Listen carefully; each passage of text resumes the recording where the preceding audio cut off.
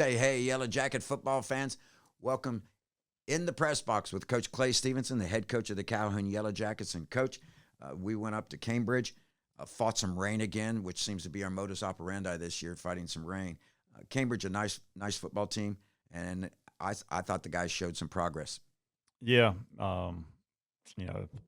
played decent. Just we gotta do a better job of from coaches all the way down of figuring out a way to win those games.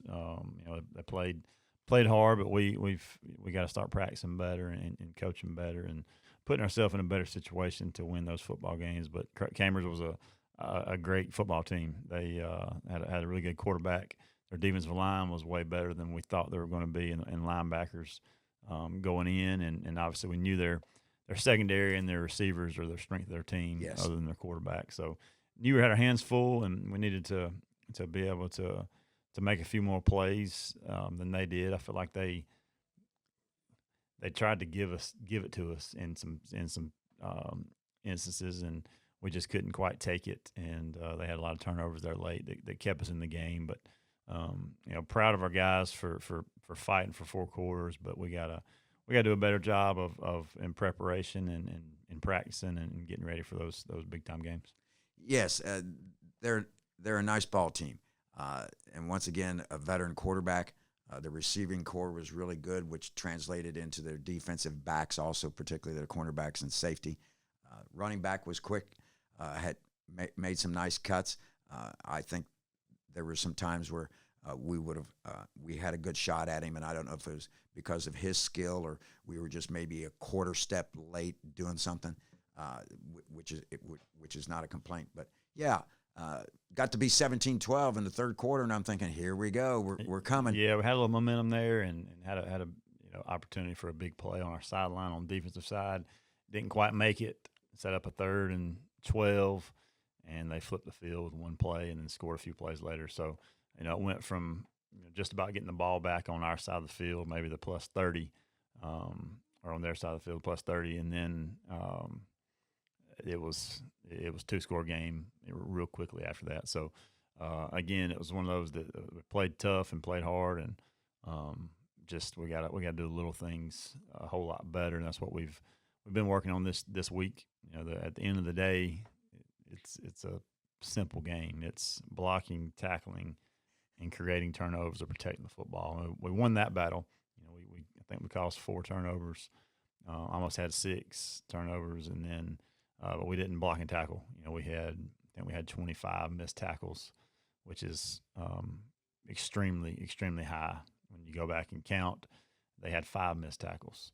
So and then we had a few plays where we had negative plays because we didn't block well enough. So it was very easy planning this week's practice. We went back and figured out that's what we need to work on, and so we've done that these 3 days we've had a practice. We've done a lot of blocking and a lot of tackling, and I feel like we got tremendously better in that area. So hopefully it shows up next time we play.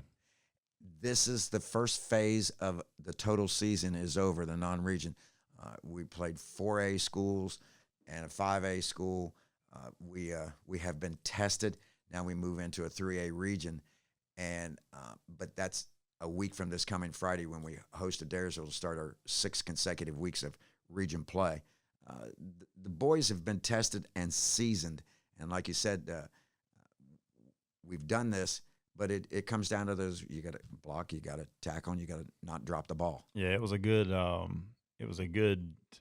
week to have an off week. Yes, when you look at our schedule from the get go, it was kind of awkward because we had 2 bye weeks in the first 6 weeks of the season. But this one came at a good time because we knew what we had to go work on, and then when you put it on paper and show them on film, 25 missed tackles versus, and it was really 4 missed tackles. I gave them 1 on a scramble, but they missed 5. We missed 25. That's pretty tough.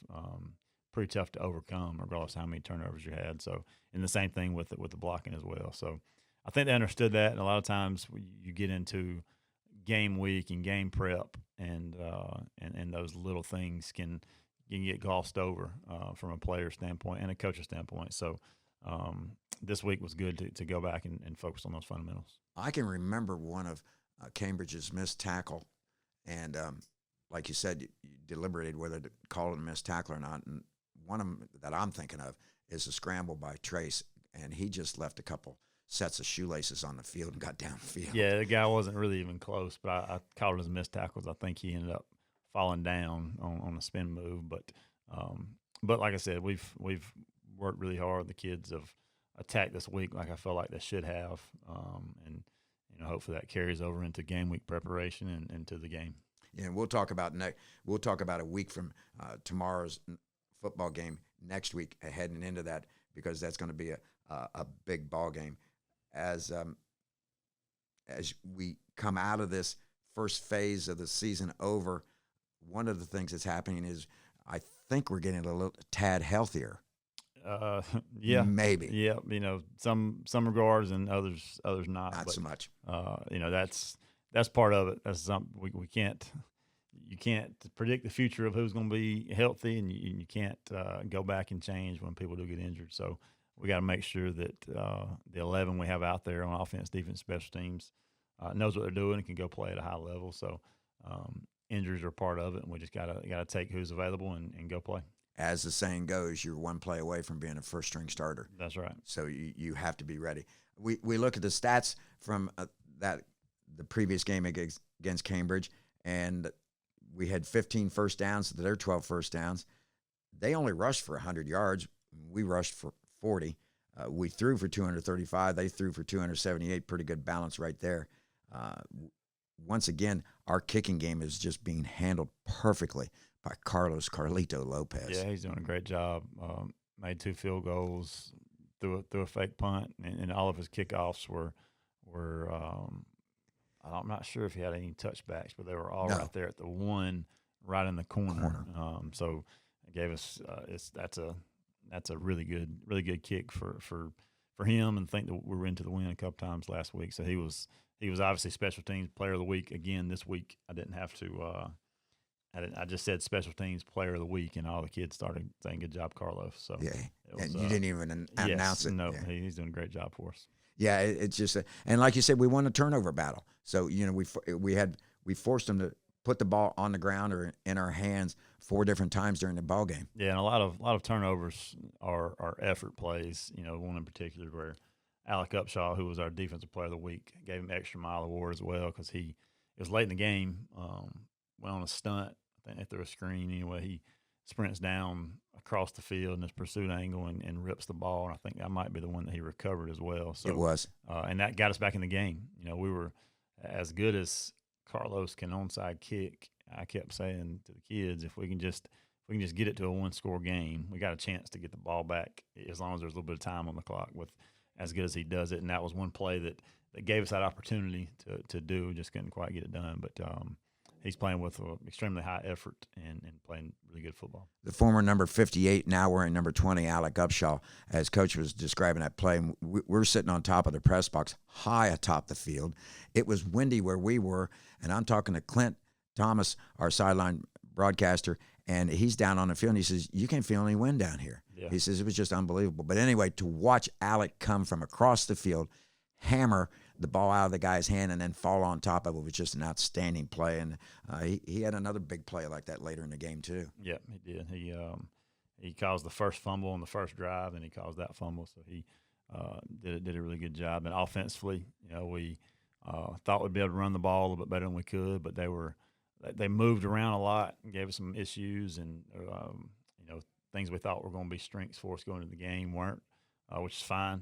We kind of just adjusted on the fly and had some success running the ball late. Both quarterbacks had some really good completions, good reads.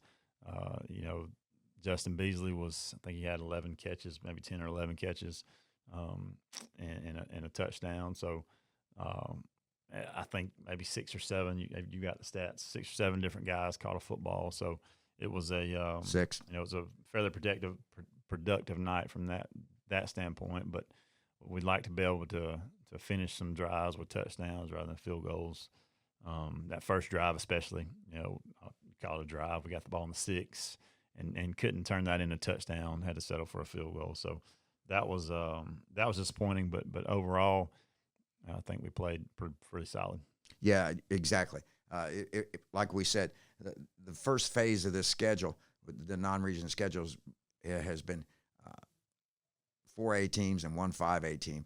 We have been battle tested, so I think it bodes well as I look into my crystal ball on what's going to happen in the region schedule. I'm not making any predictions, but I think the guys are at the right spot because you just mentioned several things that you worked on. I was going to ask you what was one of the goals, the main goal that you had going into the bye week, into the region schedule.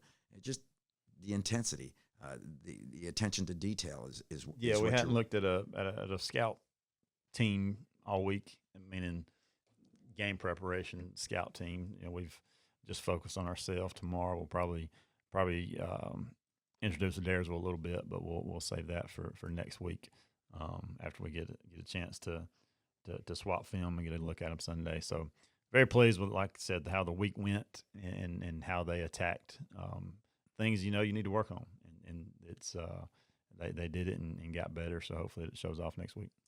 You're still ranked number 12 in composite rankings in 3A, where they take 5 different rating services and come up with an overall composite ranking.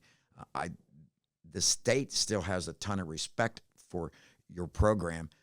Well, it's all on numbers. It Yes. doesn't matter respect or not. It's all comes down to numbers, and I think us and Jefferson in 3A have the highest because the way the power rankings work, it takes your record, it takes your opponent's winning percentage and your opponent's winning percentage, and I think us and Jefferson have the highest opponent's winning percentage in 3A, or at least the ones that I saw. That's what I'm seeing too. So it's but really all that is really just stuff to read because if you win the region, you're guaranteed a 1 through 8 seed in the playoffs. So that's really all we have to focus on, and then within that's when the power rankings come to fruition, I guess. But our focus right now is that season is over. That part of the season is over, and obviously we would love to have won a few more games. But at this point right now, on Thursday, it doesn't matter if we were 4-0, 0-4, 2-2, or 1-3, or 3-1. That's out the window. Our focus now is these region games that truly count in seeding for the playoffs. And that's what you want your guys on the team to recognize, whether you're first string, second string, or third string. That's what you want them to recognize. Yeah, exactly. And look forward to getting these 6 games in a row with no off weeks, which will be a little bit different than what we've been used to in the past. But hopefully we can keep getting you guys healthy and getting some guys back and keep coming together as a team and be ready for next Friday. Yeah, but you play for the guy next to you. That's right. And then you're going to get better.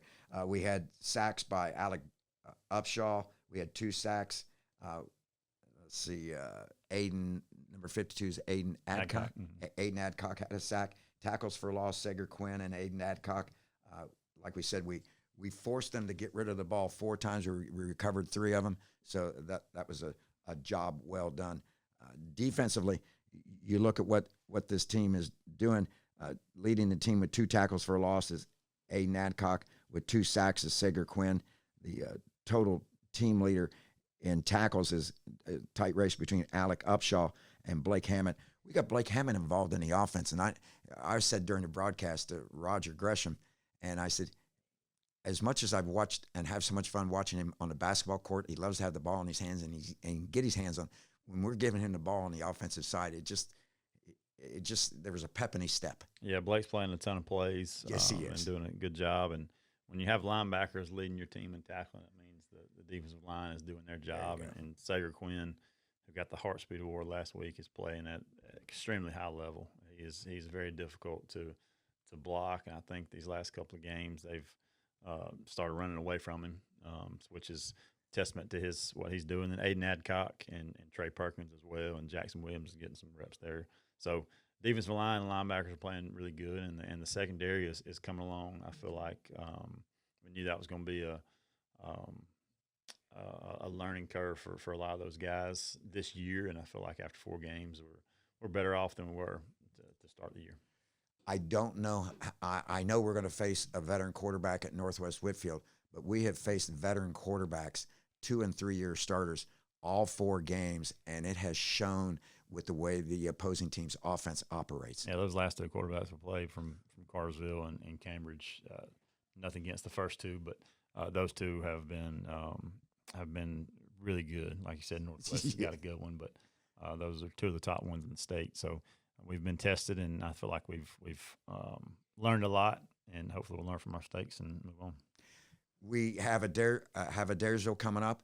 This is going to be a resumption of a rivalry game, because I remember years ago calling these games when Johnny Gullidge was the coach, and it seemed like the Daresville Calhoun game a few years was like the 3rd or 4th game of the season. It was early in the season. Am I right about that? Yeah, when I first got here, it was a huge game. It was the biggest game on the calendar, right? And it was always a region game. So hadn't got to play in the last 4 years. So looking forward to getting back, and thank the world of Coach Cudd and everybody over there. So should be a good matchup. Yes, under the previous coach that Coach Cudd worked under, when I'd go down and do interviews for the radio station for I just sat around. Coach Cudd had PE duty while I was waiting for Coach Bishop to show up. We just sit around and shoot the breeze. Nice guy, intense coach, intense player, and his team is playing that way. So, as you mentioned with our guys practicing this week and the coming week, attention to detail and that intensity and enthusiasm that they're bringing to practice, this is what we're going to run into a lot of a week from Friday night. Yeah. I mean, it's going to be a nice atmosphere at the Reef. It will be a fun atmosphere, fun game. It's youth night, so we'll have a lot of kids on campus. So looking forward to that. Exactly. It's going to be a great night. Well, listen, I'm going to let you get back to your duties. I know it's what people say is an off week, but there's never an off week for a football coach. I think it starts about July 7th, and there's never an off week until hopefully the first or second weekend in December. So, hey, congratulations. I can't wait to get our region play started, and it's going to be exciting to host the Green Tigers from Adairsville. That's right. Thanks, Dave. You've been listening to In the Press Box with Coach Clay Stevenson, brought to you by the Calhoun Touchdown Club.